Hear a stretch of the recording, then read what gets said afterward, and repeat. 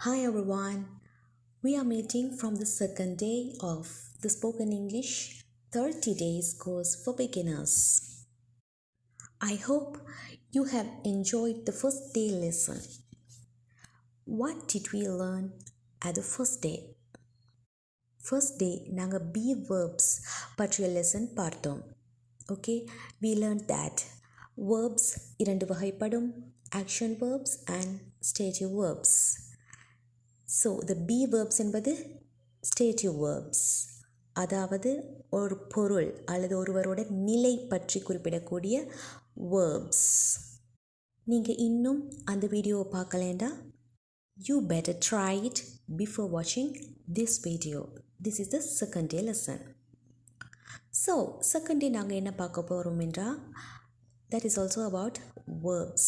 டோட்டலாக வேர்ப்ஸ் வினைச்சொல் அப்படின்ற விஷயத்தை பற்றி பார்க்க போகிறோம்.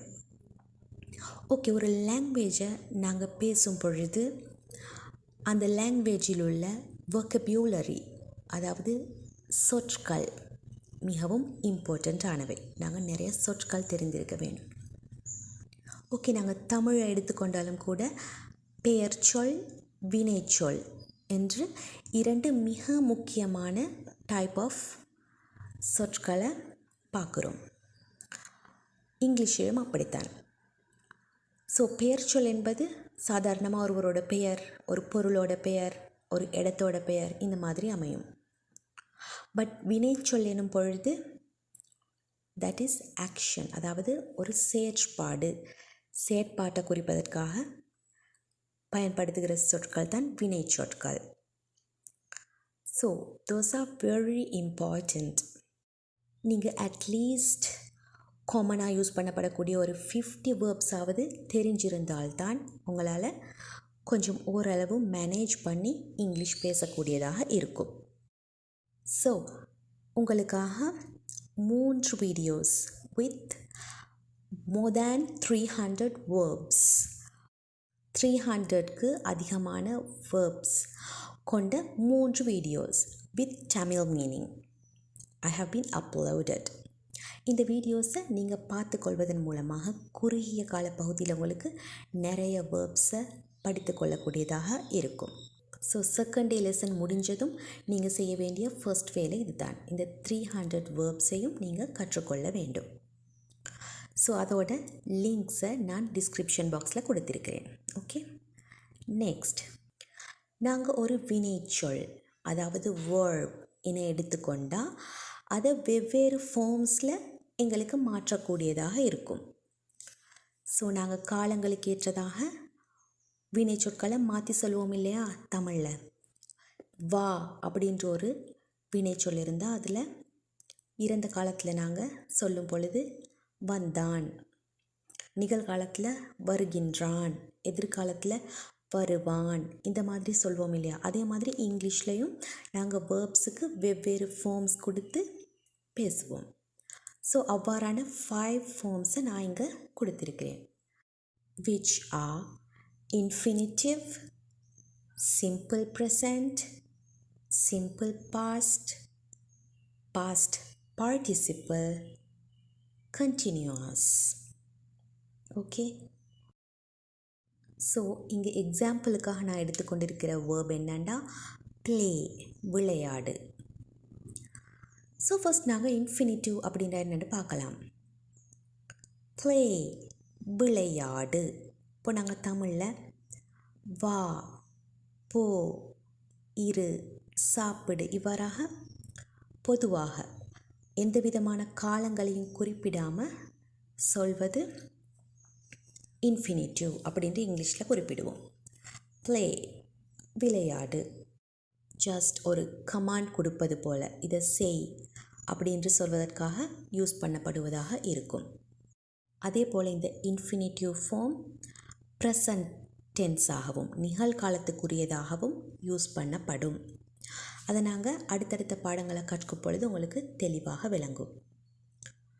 நெக்ஸ்ட் சிம்பிள் ப்ரெசண்ட், நிகழ்காலம். சிம்பிள் ப்ரெசண்டில் நாங்கள் அந்த வேர்புக்கு ஒரு எஸ் சேர்த்து பிளேஸ் அப்படின்று யூஸ் பண்ணுவோம்.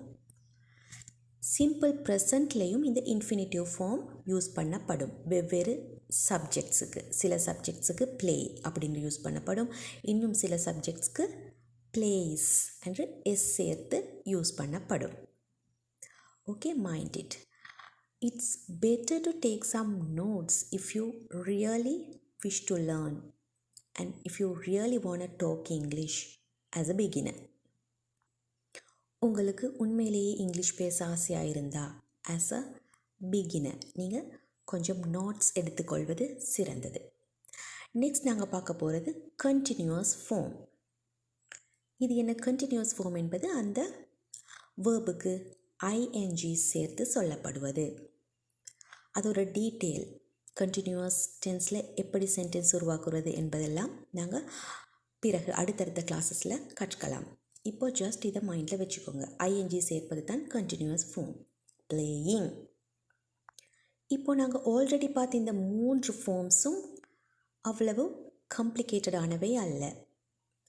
பட் இப்போ பார்க்க போகிற அடுத்த 2 simple past and past participle இவை தான் கொஞ்சம் காம்ப்ளிகேட்டடானவை.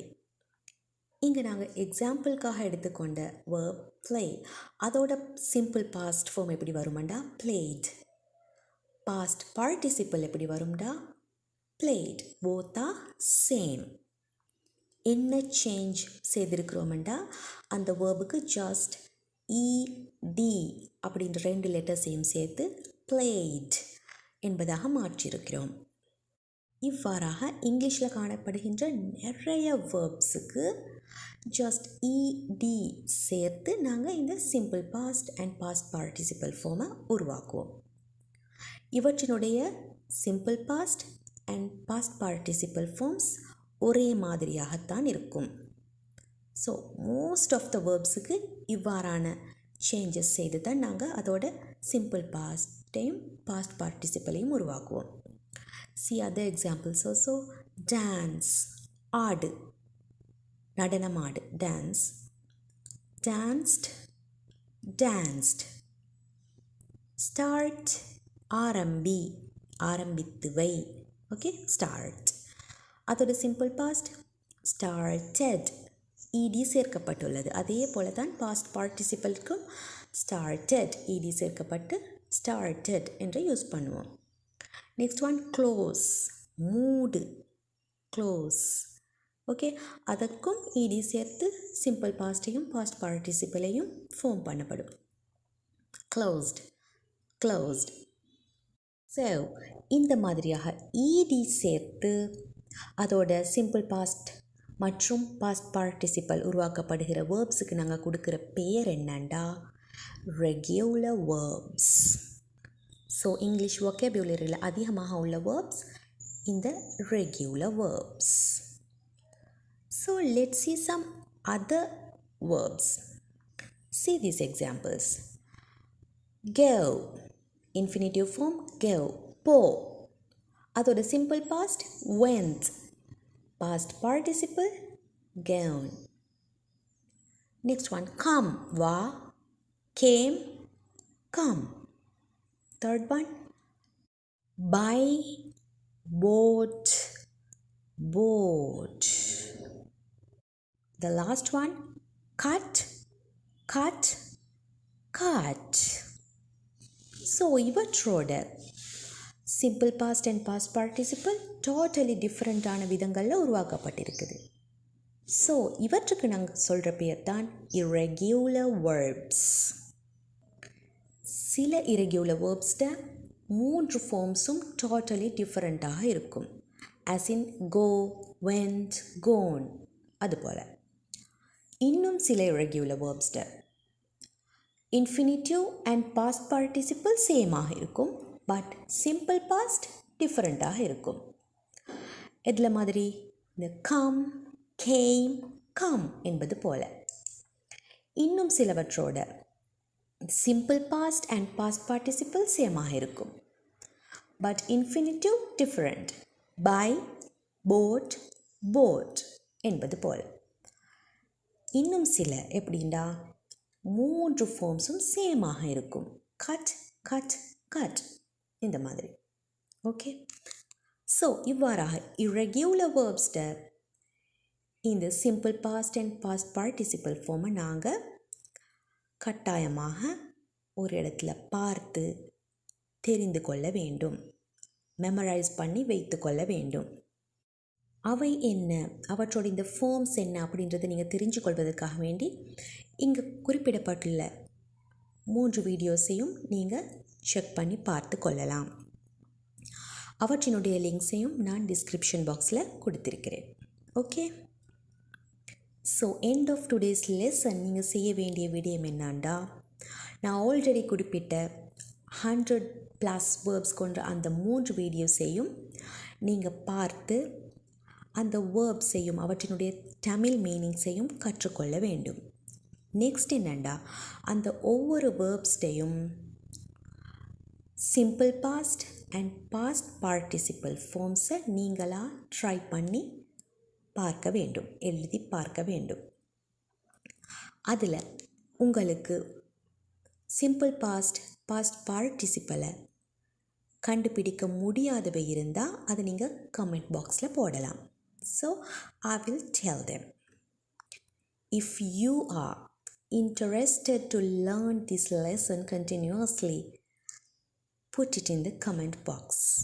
உங்களுக்கு இந்த லெசன் பிடிச்சிருந்தா, இதை கண்டினியூஸாக நீங்கள் படிக்கணும்னு ஆசைப்படுறீங்கன்னா அதை நீங்கள் கமெண்ட் பாக்ஸில் குறிப்பிடலாம். ஓகே, நீங்கள் இன்னும் என்னோடய சேனலை சப்ஸ்கிரைப் பண்ணலைண்டா மறக்காமல் அதை சப்ஸ்கிரைப் பண்ணிடுங்க. ஆல்சோ பெல் ஐக்கனை கிளிக் பண்ணுவதன் மூலமாக எல்லா லெசன்ஸையும் மிஸ் பண்ணாமல் பார்த்துக்கொள்ளக்கூடியதாக இருக்கும். Okay, thank you very much for watching the video. Let's meet in third day lesson. Until then, take care, bye bye.